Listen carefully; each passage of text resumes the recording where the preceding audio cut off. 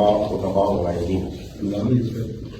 آج مورخہ 2 فروری 2026 بروز صبح سائیوان ضلع سرگودا میں علماء خطباء غائبین اور ذاکرین کا مشترکہ اجلاس ہوا۔ مومنین اور ملت کے مابین موجودہ صورتحال کا جائزہ لیا گیا اور سوشل میڈیا پر بگڑتی ہوئی موجودہ صورتحال جس سے نفرتوں کا سیلاب امڑایا، اس سلسلہ میں بزرگان اور ذمہ داران کی حکم و مشاورت سے اس نشست کا انعقاد کیا ہے۔ مومنین کرام، ہم اس نفرت کو محبت میں تبدیل کرنے کے لیے اکٹھے ہوئے ہیں تاکہ ہم باہمی محبت و یکجہت اور اتحاد کو فروغ دے سکیں۔ اس لیے ہم سب کو چاہیے کہ نمبر 1، تمام صاحبان ممبر اپنے اپنے خطابات کے دوران کسی شخص، ذاکر، خطیب، عالم کی ذاتی توہین نہ کریں۔ گزشتہ ہونے والی اہانت اور توہین پر طریقین رنجیدہ خاطر ہیں۔ نمبر 2، باہمی احترام کو مربوط خاطر رکھا جائے۔ نمبر 3، قرآن و اہل بیت علیہ السلام کے پیروکار اپنے اپنے خطابات میں ایسی گفتگو سے پرہیز کریں جس میں قرآن اور اہل بیت علیہ السلام کی توہین کا کوئی پہلو نکلتا یا مذہب کی اہانت ہو۔ نمبر 4، مکتب اہل بیت علیہ السلام کی اصول دین اور مسلمہ فروعات دین کی تبلیغ اور نشر و اشاعت ہو۔ عقیدہ توحید و نبوت و ولایت کو خوبصورت انداز میں پیش کر کے وحدت و اتحاد کی فضا کو پیدا کیا جائے۔ نمبر 5، سوشل میڈیا استعمال کرنے والے افراد اور مختلف آئی ڈی سے نفرت آمیز اور ملت کے تشدد کی توہین و اہانت کا سبب بننے والے مواد کو نشر کرنے سے اجتناب کیا جائے، بلکہ محبت و وحدت کا پیغام پہنچایا جائے، وگرنہ ان کے خلاف قانونی کارروائی عمل میں لائی جائے۔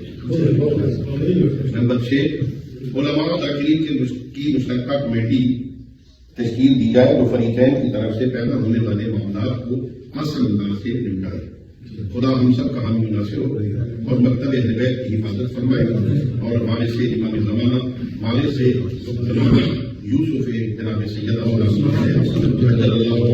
شریف کے ضرور بھی السلام علیکم ورحمۃ اللہ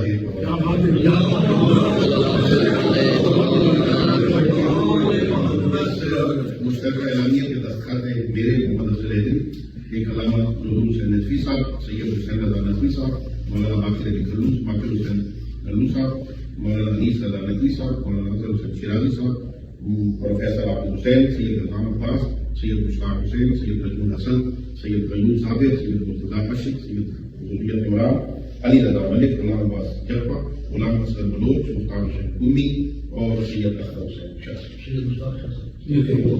محمد صلی اللہ علیہ وسلم۔ یہ سب کو غیر قبول ہے تو اس کی مائیت بھی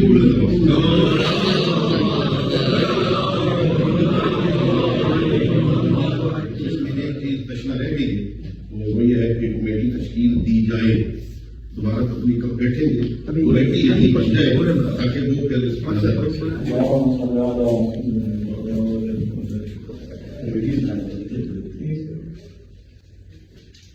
آج ملت تشیع کے لیے ایک نہایت اہم اور تاریخی دن ہے، جہاں علماء کرام اور ذاکرین اعظام ایک ہی دسترخوان پر ایک ہی مقصد کے لیے اور ایک ہی فکر کے ساتھ جمع ہیں۔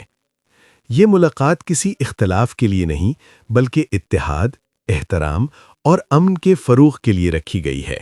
حال میں علماء اور ذاکرین شانہ بشانہ بیٹھے نظر آتے ہیں، چہرے سنجیدہ، دلوں میں ملت کا درد اور زبان پر صرف ایک ہی بات، ہم نے ملت کو جوڑنا ہے، توڑنا نہیں۔ یہ دعوت اس بات کا اعلان ہے کہ اب اختلاف کو انتشار نہیں بلکہ فہم اور حکمت میں بدلا جائے گا۔ اس موقع پر افضل حیدری صاحب کھڑے ہو کر تحریری نکات سب کے سامنے پڑھ کر سناتے ہیں۔ وہ فرماتے ہیں، علماء اور ذاکرین ایک دوسرے کا احترام ملحوظ رکھیں گے۔ منبر اور مجالس کا تقدس برقرار رکھا جائے گا۔ کسی بھی فرد، عالم یا ذاکر پر تکفیر یا توہین برداشت نہیں کی جائے گی۔ اختلاف ہوگا تو علمی ہوگا، ذاتی نہیں۔ عوام کو اشتعال نہیں، شعور دیا جائے گا۔ افضل حیدری صاحب واضح انداز میں کہتے ہیں، یہ نکات محض مشورہ نہیں، ملت کا ضابطہ ہے۔ جو کوئی ان کی خلاف ورزی کرے گا اس کے خلاف قانونی کارروائی عمل میں لائی جائے گی۔ ہال میں موجود علماء اور ذاکرین ان نکات پر متفق نظر آتے ہیں، سر ہلا کر تالیوں کے بجائے خاموش وقار سے اس فیصلے کی تائید کرتے ہیں۔ یہ خاموشی دراصل ایک عہد ہے کہ اب زبانیں نہیں، ذمہ داریاں بولیں گی۔ آج کی یہ میٹنگ ایک واضح پیغام ہے۔ علماء اور ذاکرین اگر متحد ہوں تو ملت مضبوط ہوتی ہے، اور جب احترام زندہ ہو تو فتنہ خود مر جاتا ہے۔ یہ آغاز ہے ایک نئے دور کا، جہاں اختلاف میں بھی اخلاق ہوگا اور عقیدت میں بھی شعور۔